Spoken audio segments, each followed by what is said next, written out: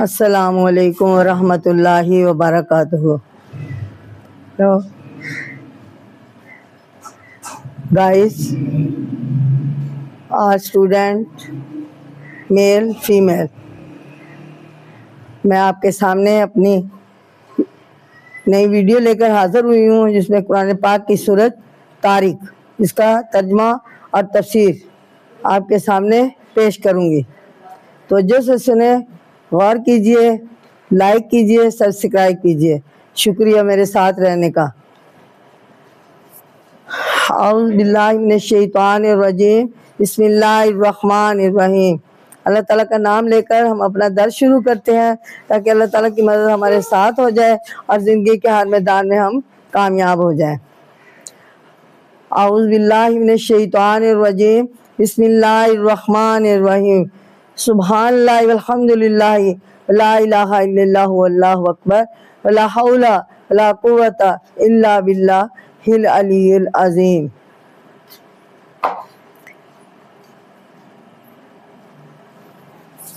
اب میں قرآن پاک کی سورت طارق اس کا خلاصہ آپ کے سامنے آپ کی خدمت میں پیش کر رہی ہوں. توجہ سے سنیں اور غور فرمائیں. یعنی یہ ہے ترتیب کے لحاظ سے اس سورت کا عدد 86 ہے اور یہ قیام مکہ کے ابتدائی زمانے میں نازل ہوئی. اس سورت میں انسان کو بتایا گیا ہے کہ دنیا میں انسان جو کچھ کرتا ہے وہ لکھ لیا جاتا ہے اور جب وقت آئے گا اور قیامت قائم ہوگی تو اس کے سامنے اس کا اعمال نامہ کھول کر رکھ دیا جائے گا، یعنی پیش کر دیا جائے گا اور اس کے مطابق اس کی زندگی کا فیصلہ سنا دیا جائے گا. اگر قیامت میں شبہ ہو اور سمجھ میں نہ آئے کہ مرنے کے بعد انسان پھر کیسے پیدا ہوگا تو انسان کو اپنی پہلی پیدائش پر غور کرنا چاہیے کہ جس نے پہلی بار منی کے ایک چھل کے اچھل کر نکلنے والے پانی کی بوند سے انسان کو پیدا کر دیا تو یقیناً اسی طرح وہ دوبارہ بھی اسے زندہ کر سکتا ہے. یہ اللہ تعالیٰ کی قدرت ہے. قیامت کے دن انسان کی ساری چیزیں جنہیں وہ چھپا کر رکھتا تھا، یعنی دنیا میں وہ تمام باتیں جنہیں وہ چھپ کر کرتا تھا، وہ کام باتیں جو وہ چھپ کر کرتا تھا بالکل ظاہر ہو جائیں گی اور مجرموں کو سزا سے بچانے کے لیے ان کا کوئی حمایتی اور مددگار نہ ملے گا. ناظرین، ارشاد ہے کہ قیامت کے آنے کی خبر جو قرآن مجید میں دی گئی ہے یہ کوئی جھوٹ موٹ کی بات نہیں ہے، جھوٹی بات یا بناوٹی بات نہیں ہے، بالکل قطعی اور فیصلہ شدہ بات ہے.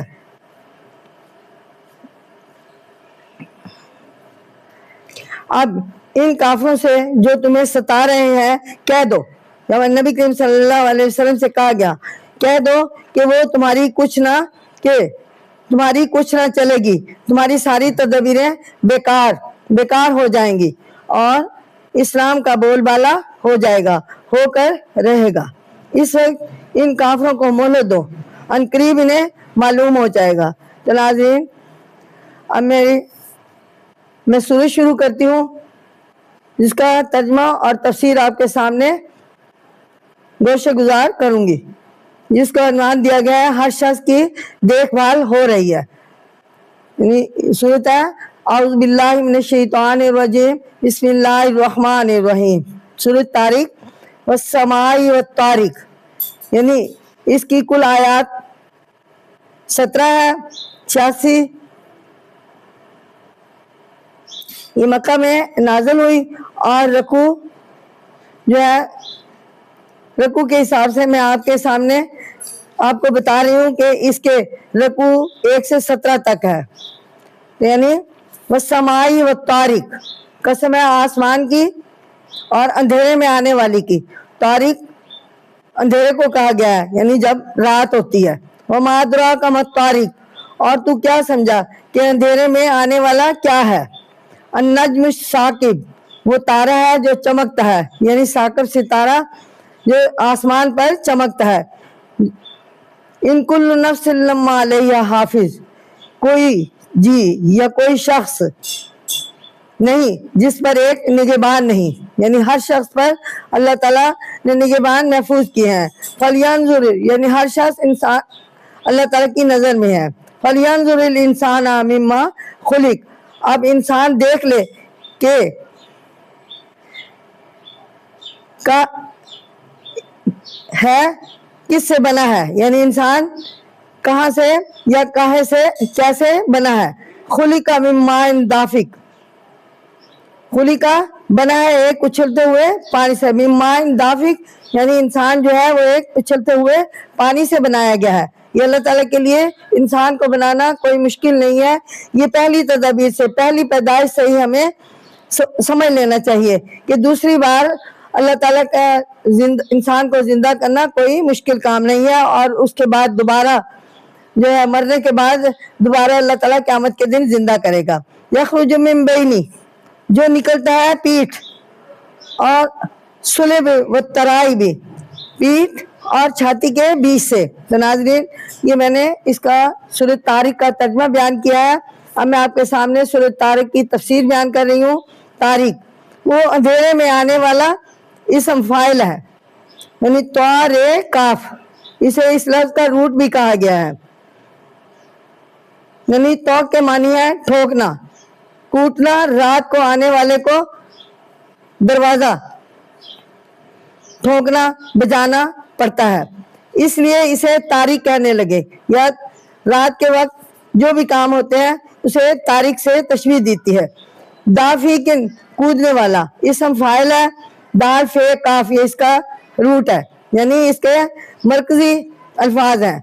दफक के मानी है कूदना, उछलना। तराइब तरीबत उनकी जमा है, सीने के ऊपर के हिस्से को कहते हैं। इरशाद रबानी है कि आसमान की तरफ नजर करो और रात के वक्त चमकदार तारों के अपने अपने वक्त पर निकलने को देखो। आपको क्या मंजर नजर आता है?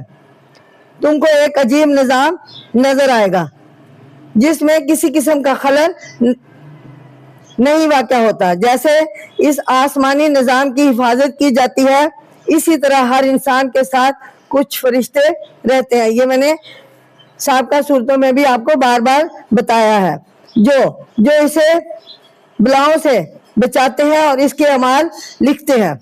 यानी हर इंसान के साथ 24 फरिश्ते दिन रात में मुकर्रर होते हैं। इंसान को अल्लाह ताला ने पैदा किया और दुनिया में इसकी हिफाजत का इंतजाम किया। फिर मरने के बाद इसे वो दोबारा पैदा करेगा। ये अल्लाह ताला की कुदरत है और अल्लाह ताला का हुक्म है, और हर एक के अमाल के मुताबिक उसे बदला देगा अल्लाह सुब्हानहू व तआला। अल्लाह की कुदरत का अंदाजा अपनी पहली पैदाइश पर गौर कर सकते हैं। इंसान की पैदाइश नुतफा से है और वो इंसान के अंदर इसी ग़िज़ा से पैदा होता है जो वो खाता है। फिर मर्द और औरत के मिलने से कूद कर मर्द के पीठ और सीने के दरमियान से निकलता है और औरत के रहम में परवरिश पाकर इंसान बन जाता है। ये कायदा अल्लाह ताला ने आम इंसान की पहली मर्तबा पैदा होने का मुकर्रर किया है। यानी अल्लाह ताला के लिए कोई काम नामुमकिन या मुश्किल नहीं है। इसी तरह मरने के बाद दूसरी बार पैदा होने का कायदा भी वो मुकर्रर कर सकता है या कर चुका है। यानी अल्लाह ताला कुन फयकून कह सकता है। तो इंसान की पैदाइश यानी हजरत आदम अलैहिस्सलाम वजूद में आ गए थे, तो इसी तरह इंसान क़यामत के दिन सूर फूंका जाएगा और क़यामत बर्पा हो जाएगी। इसमें शुबह की कैसी बात है या क्या बात है? मरकर दोबारा पैदा होने का इनकार वही लोग करते हैं जिन्होंने अपनी पहली पैदाइश पर गौर नहीं किया। गौर करने वाले इसमें शुबा नहीं करते। तो नाज़रीन, ये मुशरिकीन मक्का का ख्याल था कि वो इसमें शक व शुबा रखते थे। जो कह दिया गया वो अटल है, यानी अल्लाह ताला का फरमान है। तो इसमें आयत नंबर 8 से अब मैं दोबारा इसी आयत का बकिया हिस्सा पेश कर रही हूँ, जिसमें है यानी कुरानी सूरत तारिक की ये आयत है, इन्नहु अला रजी लकादिर, बेशक वो इसको दोबारा पैदा कर सकता है। यौमा तुबलस सराइर, जिस दिन भेद जांचे जाएंगे, यानी इंसान के वो दुनियावी काम जो वो छुप कर करता था सब ظاہر ہو جائیں گے اور ان کی جانچ پڑتال ہوگی کہ کام کس نوعیت کا ہے یا اس انسان کا عمل کس نوعیت کا ہے. فما لہ من قوت ولا ناصر، تو اس وقت انسان میں نہ کوئی زور ہوگا اور نہ اس کا کوئی مددگار ہوگا. نہ قوت طاقت، یعنی نہ اس میں کوئی طاقت ہوگی، ولا ناصر، اور نہ ہی اس کا کوئی مددگار ہوگا. والسماء ذات الرج، قسم ہے چکر مارنے والے آسمان کی. والارض ذات الصد، اور زمین پھٹ جانے والی کی، یعنی صبح و شام سورج کے اپنے مدار میں چلنے کی قسم کھائی ہے اور پھر زمین کے پھٹنے کی قسم کھائی ہے. زمین پھٹنے سے مراد یہ ہے کہ جب بارش ہوتی ہے تو زمین میں انسان جو ہے وہ اپنی عقل سے زمین ہموار کرتا ہے. جب زمین نرم ہو جاتی ہے تو اور پھر اس میں بیج ڈال دیتا ہے اور زمین پھٹ کر اس میں سے پودا نکلتا ہے اور جس سے انسان کی غذا تیار ہوتی ہے. تو اس کو زمین سے پھٹنا قرار دیا گیا ہے. بے شک وما ہوا بالحزل انہو لقول فصل وما ہوا بالحزل، یعنی کہا گیا ہے یہاں پہ اور زمین پھٹ جانے والی کی بے شک یہ دو ٹوک بات ہے، یعنی اٹل فیصلہ ہے اللہ تعالیٰ کا، یہ کوئی ہنسی اور مذاق کی بات نہیں ہے. تو ناظرین ان آیات کی تفسیر کچھ ایسے ہے. ارشاد ہے سرائر بھید، سریرت ان کی جمع ہے، اور اندر چھپی ہوئی چیز ذات الرج، اور بار بار لوٹنے والا جس کے چکر کاٹنے سے موسم کی تبدیلی ہوتی ہے، یعنی سورج کے بدلنے سے اور سال کے بعد جیسے سورج جو ہے وہ چلتا ہے، کبھی سردی آتی ہے، کبھی گرمی آتی ہے، کبھی خزاں ہوتی ہے اور کبھی بہار ہوتی ہے. تو اسے اور بارشیں آتی ہیں. ذات صدی، پھٹ جانے والی زمین جو ہے، زمین کے پھٹنے سے یعنی غلہ اگتا ہے. تو ارشاد ہے کہ جس نے پہلے پیدا کر دیا وہ یقیناً دوبارہ پیدا کرنے پر بھی قادر ہے، یعنی دوبارہ پیدا کرنا اس کے لیے کوئی مشکل نہیں ہے، کیونکہ کسی چیز کو پہلی مرتبہ بنانا زیادہ مشکل ہے. جب ایک دفعہ بن گئی تو دوبارہ بنانا تو آسان ہے. جیسے حضرت آدم علیہ السلام کو پہلے کن فیکون کہا اور فیکون ہو گیا. اور انسان دوبارہ پیدا ہو کر اپنے اعمال کا حساب دینے اور اپنے رب کے سامنے ضرور حاضر ہوگا. یعنی جب ایک دفعہ بن گئی تو دوبارہ بنانا تو آسان ہے. بہرحال قیامت آنی ہے اور انسان دوبارہ پیدا ہو کر اپنے اعمال کا حساب دینے اپنے رب کے سامنے ضرور حاضر ہوگا.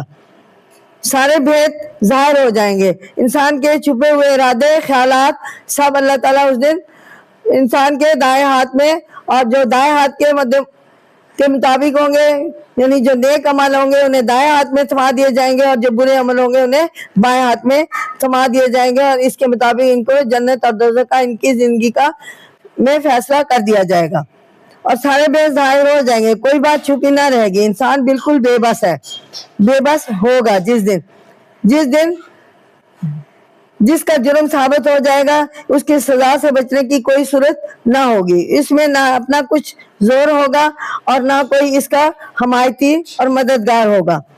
یہ باتیں جو انسان کو بتائی جا رہی ہے دنیا کے حالات کے تغیرات پر غور کرنے سے اسے معلوم ہو جائے گی کہ یہ بالکل سچ ہے. جیسے آسمان کے حالات بدلنے سے بارش ہوتی ہے اور زمین پھٹ کر اس میں سے غلہ گھاس وغیرہ پھوٹ نکلتے ہیں، اسی طرح ایک دن حالات ایسے بدلیں گے کہ ہر چیز فنا ہو جائے گی، سور پھونکا جائے گا اور ہر چیز جو ہے فنا ہو جائے گی. پہاڑ روئی کے گالوں کی طرح آسمان پر اڑیں گے اور انسان جوک در جوک آسمان کی طرف جائیں گے جہاں حشر کا میدان سجا ہوگا. اور پھر ایسے حالات نمودار ہوں گے کہ ان کے مناسب جو کچھ ضروری ہوگا دوبارہ پیدا ہو جائے گا. یہ بات قطعی اور فیصلہ شدہ ہے، کوئی ہنسی دل لگی کی بات نہیں ہے جو یونی منہ سے نکل گئی ہے. تو ناظرین یہ قرآن پاک کے آیات کے فیصلے کے مطابق ہم آپ کے سامنے بیان کر رہے ہیں. تو یہاں پہ کچھ آیات ہیں سورۃ طارق کی منکروں کے کچھ نہ چلے گی، یعنی انہم یکیدون کیدوں، یعنی البتہ وہ ایک دعو کرنے میں لگے ہوئے ہیں مشرکی لوگوں کے متعلق بیان کیا گیا ہے واقعید و قیدہ، اور میں ایک دعو کرنے میں لگا ہوا ہوں. یعنی مشرک لوگ جو ہے اسلام کو پھیلانے میں یا پھیلنے میں طرح طرح کی اٹکلیاں کر رہے ہیں، رکاوٹیں پیدا کرنے کی کوشش کر رہے ہیں اور ان کے غلط خیالات ہیں. یہاں پہ اللہ تعالیٰ نے فرمایا کہ وہ اپنے دعو میں ہے لیکن میں ایک دعو کرنے میں لگا ہوا ہوں. یعنی وہ عقید قیدہ فمہل الکافرین امہلہم رویدا، سو منکروں کو کچھ دن ڈھیل دی. یعنی یہ اللہ تعالیٰ کی طرف سے منکروں کو کچھ ڈھیل دی گئی ہے تاکہ اس دنیا میں اپنی مرضی سے کر لے جو کچھ کرنا ہے. آخر انہوں نے اللہ تعالیٰ کے پاس لوٹ کر جانا ہے اور اپنے اعمال کا حساب دینا ہے جو کچھ وہ دنیا میں کر رہے ہیں. رویدو ٹھہر ٹھہر کر، یہ مصدر مصغر ہے، ریوادار یہ اس کا روٹ ہے یا یہ اس کے میجر الفاظ ہیں. اس کی تصغیر ترخیم یعنی تلفظ کو سہل بنانے کے لیے ہے. ارشاد ہے کہ قیامت کے منکر لوگ اعمال کے نتیجوں سے غافل ہو کر اسلام کی مخالفت میں جوڑ توڑ کر رہے ہیں. یعنی وہ لوگ جو اسلام کو نہیں مانتے اور منکر ہیں، قیامت کے دن پر یقین نہیں رکھتے، تو وہ جوڑ توڑ کر رہے ہیں، وہ چہم گوئیاں کر رہے ہیں، آپس میں مشورے کر رہے ہیں، تدابیر اختیار کر رہے ہیں، اس کو ناکام بنانے کے لیے کوشش میں لگے ہوئے ہیں. بہرحال یہ یاد رکھیں کہ میں بھی اپنی یعنی اللہ تعالیٰ اپنے آپ سے اس آیات کے ذریعے کہا گیا ہے کہ بہرحال یہ یاد رکھیں کہ میں بھی اپنی تدابیر کر رہا ہوں اور وہ خفیہ اپنا کام کر رہی ہے. ظاہر ہے کہ میرے تدابیر کے آگے ان کی چھل بٹے نہ چلیں گے، یعنی ان کے تدابیر نہیں چلے گی اور انہیں سزا مل کر رہے گی. اس لیے ان کو تھوڑے دن اور مہلت دو، ان قریب انہیں معلوم ہو جائے گا کہ انہوں نے جو کچھ دنیا میں کیا ہے وہ قیامت کے آنے پر ان کے سامنے رکھ دیا جائے گا اور انہیں یقین ہو جائے گا اس دن کہ یہ بات سچ تھی، قیامت کا آنا برحق تھا. تو ناظرین، اب ہماری سورۃ طارق ختم ہوئی. اس میں اسلام کے مخالفوں کو بتایا گیا ہے کہ انسان ضرور دوبارہ پیدا ہوگا اور اپنے اعمال کا بدلہ پائے گا. مفسدوں کو عنقریب دنیا میں ہی کچھ مزہ مل جائے گا. یہ پہلی امتوں کو، پہلے نبی کریم جتنے بھی نبی آئے، جتنے بھی انبیاء کرام آئے، ان کی امتوں کو ان کے کیے کی سزا دنیا ہی میں مل گئی تھی. یعنی جیسے وہ کرتے تھے اس کے مطابق انہیں دنیا میں سزا دے دی جاتی تھی. لیکن چونکہ ہم حضرت محمد مصطفیٰ صلی اللہ علیہ وسلم کے امتی ہیں، اس لیے آپ صلی اللہ علیہ وسلم کی سفارش سے یا آپ کی دعا سے آپ کی امت کے جو اعمال ہیں وہ دنیا پہ انہیں ان کے اعمال کے مطابق سزا نہیں دی جائے گی، بلکہ اس کو اللہ تعالیٰ نے پردے میں رکھا ہے کیونکہ آپ صلی اللہ علیہ وسلم اللہ تعالیٰ کے پیارے نبی ہیں اور آخری نبی ہیں. ان کا انجام اور ان کے خیالات کا بدلہ، ان کے اعمال کا بدلہ قیامت کے دن ہی ان کے سامنے لا کر رکھ دیا جائے گا. تو ناظرین، اب میں آپ کے سامنے سورۃ طارق کی فضیلت بیان کر رہی ہوں جو کچھ اس طرح ہے کہ حضرت ابی بن کعب رضی اللہ تعالیٰ عنہ سے روایت ہے کہ حضور اکرم صلی اللہ علیہ وسلم نے فرمایا، جو شخص سورۃ طارق پڑھتا ہے اللہ تعالیٰ نے اسے آسمان کے ستاروں کے مطابق 10 نیکیاں عطا فرمائے گا. کتاب العمل. یعنی دوسرا پوائنٹ ہے کہ دوسری حدیث میں ہے کہ حضرت خالد بن ابو جبل ادوانی سے روایت ہے کہ ایک مرتبہ حضور اکرم صلی اللہ علیہ وسلم ایک مقام پر تشریف لے گئے. یہ جو قبیلہ بنی ثقیف کی شرقی جانب تھا، وہاں پر حضور اکرم صلی اللہ علیہ وسلم نے لکڑی کی کمان سے ٹیک لگائے ہوئے یہ سورت پڑھی. پاس ہی راوی یعنی حضرت خالد رضی اللہ تعالیٰ عنہ موجود تھے. انہوں نے حضور اکرم صلی اللہ علیہ وسلم سے یہ سورت سن کر یاد کر لی. جب راوی واپس اپنے قبیلے بنی ثقیف کے پاس آئے تو لوگوں نے پوچھا کہ تم فلاں جگہ پر کیا سن رہے تھے؟ انہوں نے کہا، میں کلام الہی سن رہا تھا. مسند امام احمد. یعنی فائدہ یہ ہے کہ طارق کا مطلب اللہ تعالیٰ کی طرف سے ظاہر ہونے والی روشنی ہے. اس صورت کی سب سے بڑی خاصیت یہ ہے کہ یہ صورت اصحاب زدہ اثرات کو زائل کرنے میں بہت ہی مؤثر ہے. لہٰذا اگر کسی پر اصحاب کا اثر ہو تو اس सूरत को 11 रोज तक रोजाना 111 मरतबा पढ़कर पानी पर दम करके असेब ज़दा को पिलाएं। इंशाअल्लाह असेब के असरात ख़त्म हो जाएंगे। इसके अलावा अगर कोई काम ना होता हो तो उसे ख़त्म शरीफ की सूरत में चंद अफराद इकट्ठे करके बाद नमाज जुमा 86 मरतबा 7 जुमा तक पढ़ाएं। इंशाअल्लाह ताला काम हो जाएगा। तो ये थी सूरत तारिक की फजीलत। अब नाज़रीन हमारा दर्स कंप्लीट हुआ और इंशाअल्लाह आइंदा दर्स तक मैं आइंदा आपके सामने इससे आगे वाली सूरत का दर्स लेकर हाजिर होंगी।